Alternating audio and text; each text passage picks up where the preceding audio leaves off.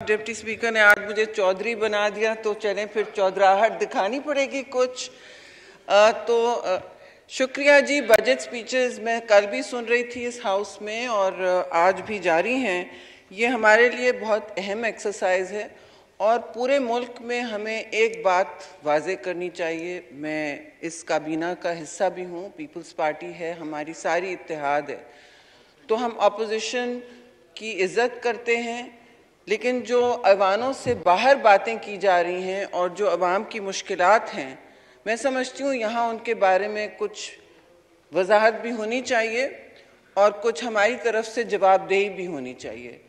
वो जवाबदेही इस तरह है स्पीकर साहब कि देखिए, यहाँ मैं खरी बात कहूँगी, मुल्क के अंदर एक इक्तिसादी बहरानी कैफियत महीनों से चल रही है।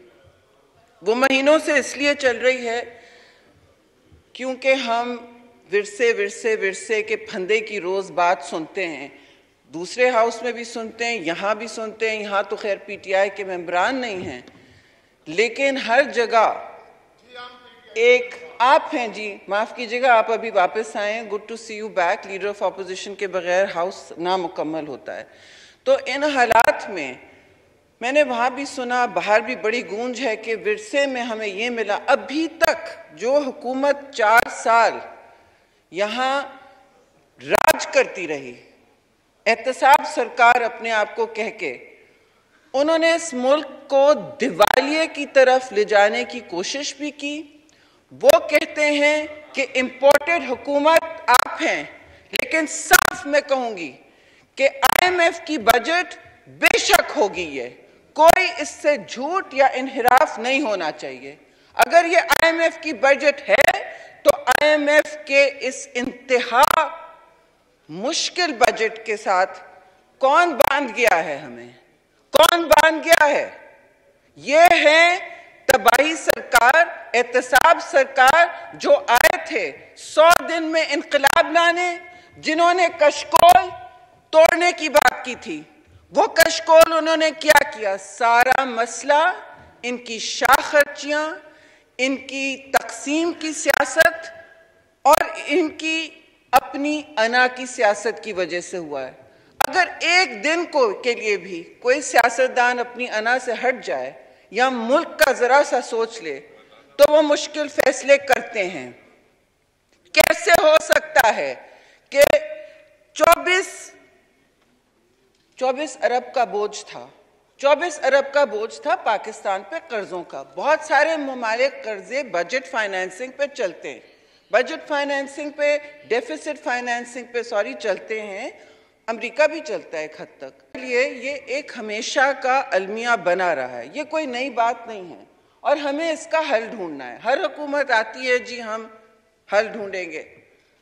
इसमें मैं किसी को ब्लेम नहीं करूंगी। ब्लेम गेम की सियासत जो है, उसके आपने शाखसाने देख लिए, उसकी नतीजे देख लिए। मुल्क को जला डालो, दिवालिये तक ले जाओ। दिवालिये के सामने लाके खड़ा कर दिया था पाकिस्तान को। आपका क्या ख्याल है? हमें कोई अच्छा लगता है हुकूमत हुए जब रुपया इस ढलान में है? आपका क्या ख्याल है कि IMF के साथ इस तरह बन जाना किसी को पसंद है? नहीं। लेकिन या तो ये था फैसला, या वो फैसला था जो इस वक्त हम कर रहे हैं, या वो फैसला था जहां हम मुल्क को औने पौने लुढ़कने देते सीधे दिवालिये की तरफ। आखिर हमारा एक ब्रादर मुल्क श्रीलंका वहां जा चुका है और जो खौफनाक सूरत हाल दिवालिये में होती है वो आप सोच भी नहीं सकते। PTI की हुकूमत, मैं बबांगे दल कहूंगी, यहां ले जा रही थी। जिस तरह वो अभी भी सड़कों पे पाकिस्तान को जलाने तैयार हैं, वो मुल्क की मईशत और इस अपनी इनकलाबी सियासत के भेंट चढ़ाना चाहते थे। उनको कोई सरोकार नहीं है टमाटर और आलू की कीमत से, जो असल मसला है इस वक्त पाकिस्तान में। मैं किसी की तौहीन नहीं करूंगी कि मैं कहूंगी बजट ये है और उसमें ये खसारा है।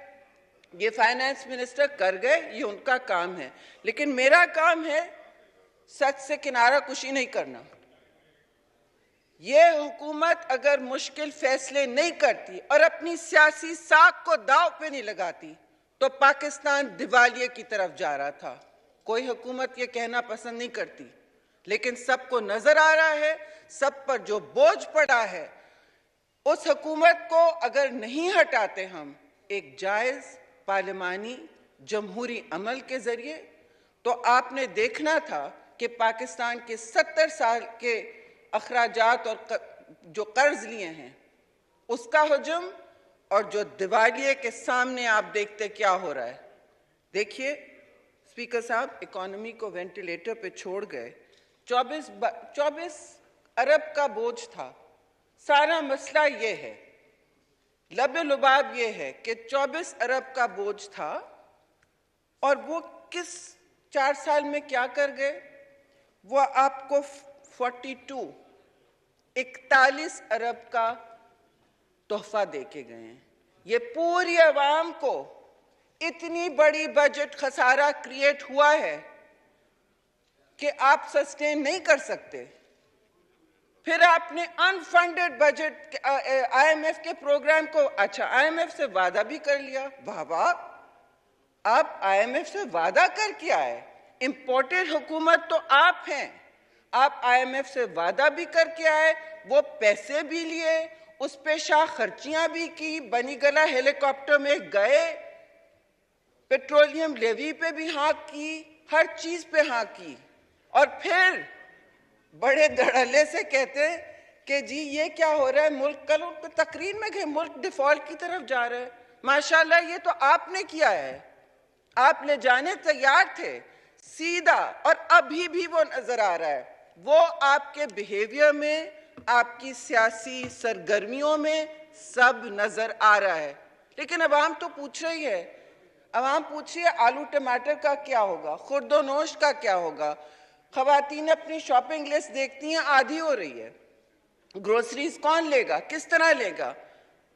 ये इनकलाबी हुकूमत आपको दे गई है। और मैं ये भी कहूंगी, झूठ की कोई बात नहीं है, ये कहूंगी कि इसमें इस मुश्किल दलदल से निकालने, इस वेंटिलेटर से हटाने, इस दलदल से निकालने जो संगीन फैसले किए जा रहे हैं, संगीन फैसले, बहुत मुश्किल फैसले, वो जो किए जा रहे हैं वो इनकी वजह से हैं। आपने कर्जे डबल किए, अब इंटरेस्ट के साथ 50 अरब छोड़ गए आप, जो 70 साल में पाकिस्तान की हुकूमतें 23 आईएमएफ प्रोग्राम के साथ नहीं कर सकी। 70 साल में 23 आईएमएफ प्रोग्राम हुए। मैं किसी को क्लीन स्लेट नहीं दे रही हूं, लेकिन हम सब ने आईएमएफ प्रोग्राम्स मैनेज किए, उनसे इज्जत से निकले।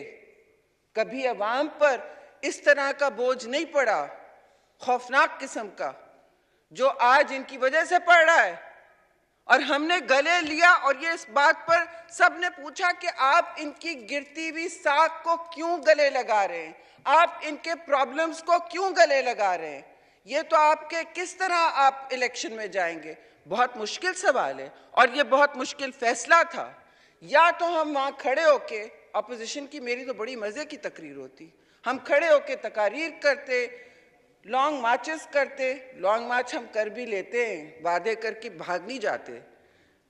लॉन्ग मार्चेस करके हम तो अपनी साख बढ़ा रहे थे, सब हमारी तरफ देख रहे थे कि हमें निजात कब मिलेगी।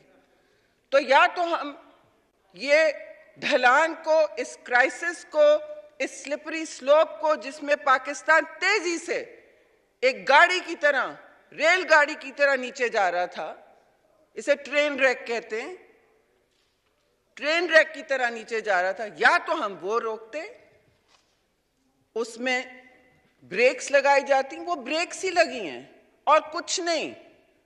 शायद हुकूमती एहलकार मुझसे अग्री भी ना करें, बट वो सिर्फ ब्रेक्स लगाने का काम किया है पाकिस्तान की नई हुकूमत ने, यूनिटी गवर्नमेंट ने यही किया है। इसे क्राइसिस मैनेजमेंट कहते हैं।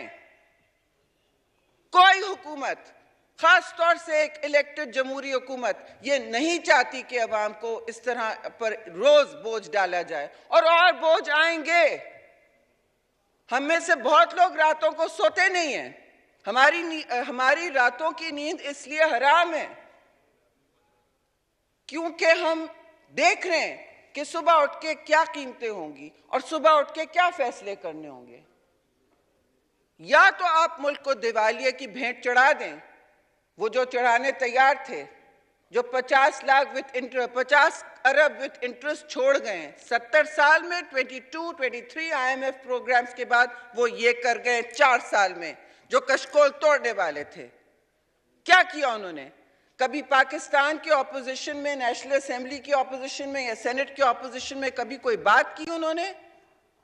क्यों नहीं की? क्योंकि वो पार्लियामान को कुछ नहीं समझते और वो इस पूरे जमहूरी निज़ाम को, चाहे वो कितना भी लीकी हो, कितना भी मफलूज हो, उसको कुछ नहीं समझते।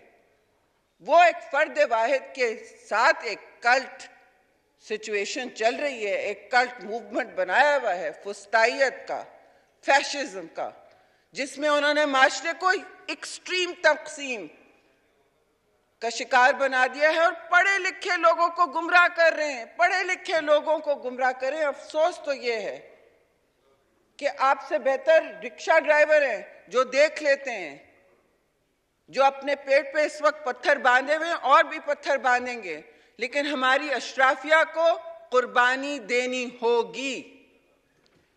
पाकिस्तान की अशराफिया को कुर्बानी देनी होगी, गरीब से ज्यादा।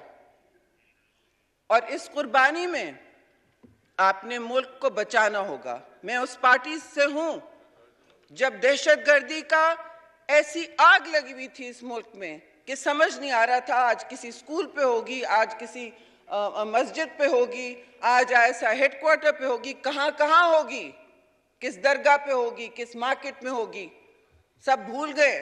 पीपल्स पार्टी ने किस तरह किन कुर्बानियां दे दे के, और कल मोहतरमा शहीद ने अपनी कुर्बानी दी, कल उनकी सालगिरह थी, और उस शहीद ने कहा कि मुझे पता है मैं क्या कर रही हूं, मैं मुल्क को बचाऊंगी, आप बचाएंगे, मैं बचाऊंगी। और फिर हम आज उसी नहज पे खड़े। पता नहीं कैसे पीपल्स पार्टी ऐसी हुकूमतों का हिस्सा हमेशा होती है जहां मुल्क को बचाना होता है, दलदल से निकालना होता है, और ये दलदल है। इस दलदल में इमरान खान न्याजी डाल के गया है मुल्क को, इसमें कोई अपॉलॉजी नहीं है। ये IMF बजट बिल्कुल है, और ये इंपोर्टेड गवर्नमेंट उनकी थी जो ये मुआहदे करके, सारे मुआहदे वो करके गई। ये कच्चा छट्टा आवाम के सामने होना चाहिए। कौन से मुआहदे वो करके गए हैं? पेट्रोल लेवीज, फ्यूल की सब सब्सिडीज हटाने की, और उन्होंने मुआहदा किया, अपने पैसे लिए और पैसे उड़ाए। वो अवाम को, जो बारूदी सुरंगों की बात की जाती है, ये भी पता था उनको वो जा रहे हैं। आपने शेख रशीद का बयान सुना है, उन्होंने कहा तो हमें 4 महीने से पहले पता था हम जा रहे हैं। ये मंसूबाबंदी थी आपकी कि हम सियासत इतनी एक्सट्रीम करें कि मुल्क को डुबो जाए, कोई बात नहीं, जला जाए, डुबो जाए, अवाम अपने वेंटिलेटर पे रहे। और इस वक्त ऐसा ही है। कोविड की भी आमद है, अल्लाह ताला सबको इससे महफूज रखे, लेकिन उन्होंने पाकिस्तान को वेंटिलेटर पे डाला। और वो कहीं ये भी बात उन्होंने की कि जी हम तो एहतसाब, वो तो आपने सुना है कि वो तो एहतसाब करने आए थे मुल्क का। वो जो PM हाउस को यूनिवर्सिटी बना गए ना, वो देखिए ना अपने यूनिवर्सिटी जो PM हाउस को बना गए, वही वाली, उससे उधर से उन्होंने एहतसाब करना था। और ट्रांसपेरेंसी इंटरनेशनल के करप्शन इंडेक्स पे जो मुल्क में हाल किया उन्होंने, 117 नंबर पे थे हम जब वो आए। जब वो गए हैं एहतसाब सरकार, 140 नंबर पे थे हम। यानी कि इतनी इन्होंने खुद करप्शन की और किसी चीज की कीमत नहीं दी, चाहे वो BRT हो, चाहे वो बिलियन ट्री सुनामी हो। मैं आज बबांगे दल कहूंगी कि जो इस वक्त मुल्क में आगे लगी हुई थी, खैबर पख्तूनख्वा में बहुत से लोग कह रहे हैं कि हमारे पहाड़ और हमारे दरख्त आतिशफशां क्यों हुए। वहां क्या किया गया? इससे मैं तफरीक करूंगी, एक 10 बिलियन सुनामी प्रोजेक्ट है, क्योंकि मैं क्लाइमेट की वजीर हूं और क्लाइमेट और माहौलियात का सख्त बुरहान है, लेकिन उन्होंने इसकी बात नहीं की। उन्होंने उसकी बात नहीं की। 10 बिलियन ट्री सुनामी में कौन सा सूबा सबसे आगे था, इसलिए बात नहीं होती थी। 10 बिलियन जो बड़ा प्रोजेक्ट है उसमें तो सिंध सबसे आगे है। मुझे खुद देख के शौक हुआ, वो कागजात मैंने देखे तो मैंने कहा अच्छा, सिंध को तो कभी बुलाया नहीं जाता, कभी किसी मीटिंग में, तो सारी मीटिंग्स घरों पे खुफिया तरीके से यहाँ की जाती हैं। पूरी हुकूमत में ऐसी होता है। हमारे दोस्त, उनके अहबाब, चाहे वो रोजवेल्ट होटल बेचने की कोशिश कर रहे थे, चाहे उन्होंने पीआईए को इस तरह क्रैश किया हुआ है कि अभी तक वो नहीं सर उठा पा रहे हमारे पायलट्स। याद है आपको? याद है जिस तरह मुल्क की इकोनॉमी को क्रैश कर रहे थे, पीआईए को उन्होंने क्रैश किया। उन्होंने गंदम के बहरान को फैलाया, चीनी के बहरान को फैलाया, खुद कार्टेल में हिस्सा रहे। गंदम पाकिस्तान, जब पीपल्स पार्टी की हुकूमत गई थी, हम एक्सपोर्ट कर रहे थे, खुद कफील हो गए थे। फिर उन्होंने तेल, एलएनजी, बच्चों का खेल बनाया हुआ था। आज जो आप लोड शेडिंग का सामना कर रहे हैं, ये ऑर्डर्स 6-6 महीने, 1-1 साल पहले दिए जाते हैं जी। जो औने पौने तेजी में, जल्दी में, उजलत में देते हो, उसकी डबल कीमत होती है। ये कोई रॉकेट साइंस नहीं है। मैं रोज चीख रही होती थी कि एलएनजी के ऑर्डर्स नहीं दिए हैं। क्या कर रहे हैं आप? क्या कर रहे हैं? उसका इस वक्त आप सम्राट भुगत रहे हैं, जो 4-4 घंटे, 7-7 घंटे लोड शेडिंग का सामना कर रहे हैं। आप मुझसे पूछें कि किसको ये पॉइजन चैलेंज कहते हैं ना, जहर का प्याला, किसको हाथ लगाना था? ये छोड़ गए जहर का प्याला। लेकिन इंशाअल्लाह ये हुकूमत मुश्किल फैसले करेगी। अपने सर पे इनके सारे जराइम लिए हैं हमने, और उसके बाद हम ये भी देखेंगे कि किस तरह ये इक्तिसादी मॉडल जिसमें पाकिस्तान फंसा हुआ है, कोई मतलब कितनी दिहाइयों से फंसा हुआ है, ये कर्जा जात की जो रेल पेल होती है, इसको हमें देखना पड़ेगा कि ये क्यों ऐसा होता है।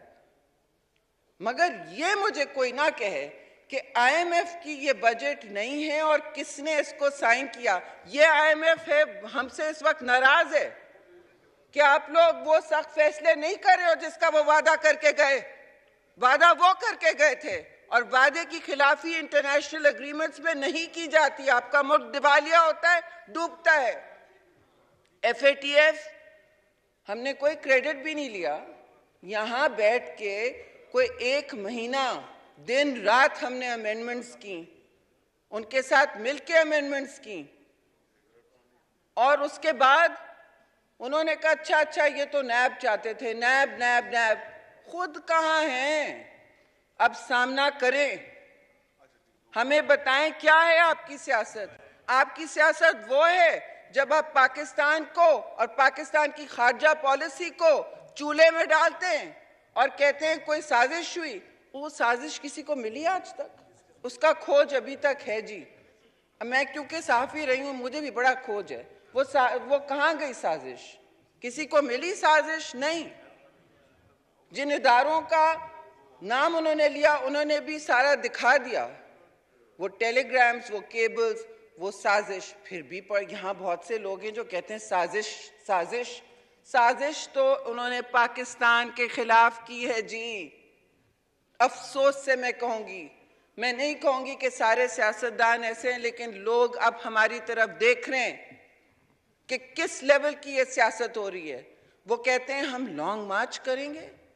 तो क्यों नहीं की उन्होंने लॉन्ग मार्च?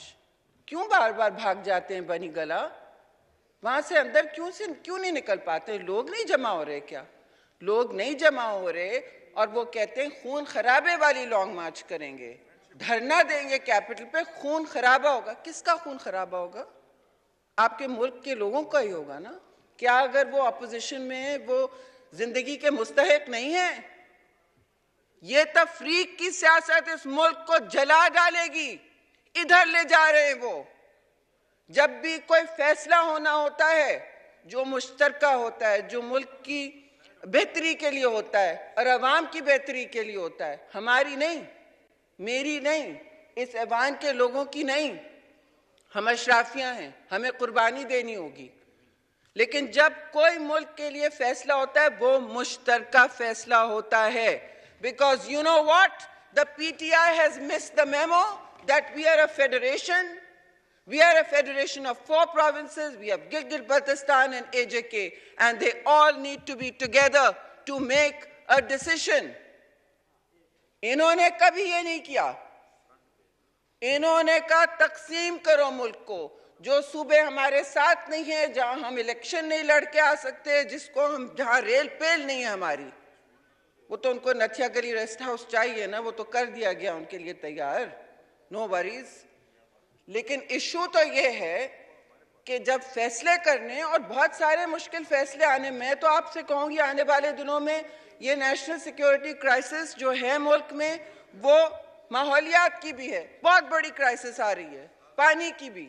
और यहाँ कुछ एक फाजिल मेंबर बड़ी अच्छी बात कर रहे थे, सोबर बातें करनी होंगी, उन पर उनके लिए हल निकालने होंगे चारों सूबों के दरमियान। इस वक्त पानी का तकसीम भी सियासत की भेंट चढ़ सकता है, नहीं चढ़ा है, क्योंकि हम सब ने मिल के बात की है।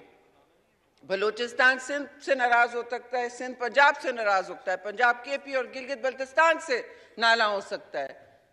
ये बातें आतिशफिशा बन सकती थी, लेकिन नहीं बनी। और इस वक्त जो सूरत हाल है, मेरे फाजिल दोस्तों, हमें इस बजट के बाद इन बातों पर अपना जहन साफ करना होगा, फोकस करना होगा। बड़े बड़े मसाइल जिनमें मीडिया इंटरेस्टेड नहीं है तो ना हो, लेकिन हमें उन पर फोकस करना होगा। पानी की कल बात कर रहे थे बहुत अच्छे फाजिल मेंबर के, पर कैपिटल यूसेज में हमारा कितना हो गया, ये भी मैं याद दिला लूं। अपना एहतसाब हम खुद करें। पर कैपिटल यूसेज पाकिस्तान का सारी दुनिया में 4 टॉप ममालिक में से है, यानी कि हम जितना पानी ज़ाया करते हैं वो मतलब 200-300 ममालिक नहीं करते। आप देखिए केप टाउन में क्या हो रहा है और कैलिफोर्निया में क्या हो रहा है, बहुत से ममालिक में क्या हो रहा है, रैशनिंग हो रही है पानी की। कैलिफोर्निया जो सबसे दुनिया का बावसाइल इलाका है, इनोवेशन टेक्नोलॉजी में और वसाइल में, जितना पैसा कैलिफोर्निया में अमेरिका के पास नहीं है, सबसे ज्यादा, और वो कहत साली का शदीद शिकार हैं। वो कह रहे हैं कि हमारे यहाँ केप टाउन की तरह पानी की रैशनिंग हो रही है। केप टाउन वालों ने सब ने फैसला किया कि हम इतने लीटर रोज पानी इस्तेमाल करेंगे। शावर 30 सेकंड्स का, 60 सेकंड्स का, 30 सेकंड का लेंगे। मैं भी अब मेंटल टाइमिंग करने लगी हूँ, इधर पानी बंद करो, उधर कार वॉश बंद कराओ। और मगर असल बहरान तो हमारे खेतों में है, जो 80% पानी इस्तेमाल करते हैं मुल्क का, 80% पानी हमारे खेतों में जाता है। उसके लिए भी, क्योंकि ज़राअत ऑलरेडी क्राइसिस में है, उसके लिए भी हमें दूररस सस्टेनेबल देरपा हल ढूंढने होंगे इन चीज़ों के लिए। पानी जो हमारी हयात है, जो हमारा दरिया इंडस है, उसके लिए हमें हल ढूंढना होगा। उसमें हमने इतनी गंद डाली है, चाहे वो KP हो या पंजाब हो या सिंध हो या बलूचिस्तान हो, हमने डेल्टा ख़त्म कर दिया है उसका, और इतनी गंद डाली है उसमें बगैर सोचे, लापरवाही से, कि अब वो खुद से वापस नहीं आ सकता, वो जी नहीं सकता, वो आपको हयात नहीं दे सकता, ना उसकी हयातियात सपोर्ट करने की अब सकत रही है। जब आपके घरों में पानी नहीं आएगा और जब आपको पानी की बोतल की कीमत चौगनी होगी या मिलेगी भी नहीं, तो आप सोचें उन शहरों में जहां लोग पंप से पानी निकाल रहे हैं, या उन इलाकों में जैसे ग्वादर जहां पानी की वैसे ही कमी है, वहां और हमारे खेतों का क्या होगा जो जरखेज होते हैं, लेकिन पानी के बगैर वो बेमानी हैं। तो ज़राअत में जो क्राइसिस आने वाली है, उस पर हमें चारों सूबों को पानी के हवाले से माहौलियात के हवाले से, क्योंकि ये हमारे काबू में नहीं होगा। फिर जिस तरह ये फेंक के गए हैं आपको, और उन्होंने कोई डिस्कशन नहीं किया, ना कोई कार्बन टैक्स रेजीम बनाई जिससे आप ज़र मुबादला ले सकें, ना कोई कार्बन फाइनेंसिंग करवाई। नहीं, अब हम करेंगे जी, बिल्कुल करेंगे कि पाकिस्तान का अगर 10 मैंग्रोव्स लगे हुए हैं तो उस पर हमारे मुल्क को या सूबों को क्रेडिट मिलना चाहिए, पैसा मिलना चाहिए, जैसे दूसरे मुल्क कर रहे हैं। ना कोई उन्होंने बात की ट्रांजिशन की टुवर्ड्स रिन्यूएबल एनर्जी। माशाल्लाह पाकिस्तान में झिम्पीर है, विंड कॉरिडोर हैं बड़े बड़े, सोलर, सूरज की तो आपने देखा हालत क्या है। तो मेरी स्पीच लंबी होगी और आप वाइंड अप करें जी मैं वाइंड अप कर रही हूँ, लेकिन चीफ विप जो यहाँ पार्लियामेंट्री लीडर हैं उनसे कहें कि मैं पहले सेनेट से पहले यहाँ की, आप पहले अपनी हाजिरी मुकम्मल करें फिर मुझसे बात करें। मैं तो आती हूँ पार्लियामेंट। वाइंड अप करें जी, वाइंड अप मैं कर ही रही हूँ। तो मेरा ख्याल है कि हमें मिलजुल के मंसूबाबंदी करनी होगी। लोग हमसे ये मैसेज देखना चाहते हैं कि उनके आलू, टमाटर, चिकन, रोटी, दाल ये कैसे उनको मुहैया होगा, उनको नौकरियां कैसे मुहैया होंगी, उनका पेट्रोल किस तरह स्टेबल होगा, डॉलर और रुपया किस तरह स्टेबल होगा, उनके नलों में पानी साफ कैसे आएगा। लोगों को ये इस वक्त मांग है, और बहरानी कैफियत तभी ख़त्म होगी जब हम आपस में मिलकर बैठेंगे। अगर पीटीआई मुल्क से बाहर रहना चाहता है, उनकी फैमिलीज़ तो बाहर हैं, हमारी फैमिलीज़ तो यहीं हैं जी। अगर वो मुल्क से बाहर रहना चाहते हैं और यहाँ सिर्फ अपनी इक़्तिदार की सियासत करना चाहते हैं, तो फिर वो साफ कह दें उनके अहदाफ क्या हैं, क्योंकि अभी तक मुझे उनके अहदाफ समझ नहीं आए हैं। सिवाय तनकीद के उनके अहदाफ किसी को समझ नहीं आए हैं, सिवाय मुल्क को खारजी बहरान, इक़्तिसादी बहरान, एनर्जी के बहरान में। ये 3 चीज़ों में वो छोड़ के गए हैं। मैं इन तीनों पे लंबी तकरीर कर सकती हूँ, लेकिन मैं आपका शुक्रिया अदा करूँगी, आपने तहम्मुल से सुना, सिवाय पार्लिमानी लीडर के जो बिल्कुल डिस्ट्रैक्टेड हैं और जिनको इस हाउस में कोई प्रेजेंस लोगों की मेंटेन करनी चाहिए। आपका बहुत बहुत शुक्रिया।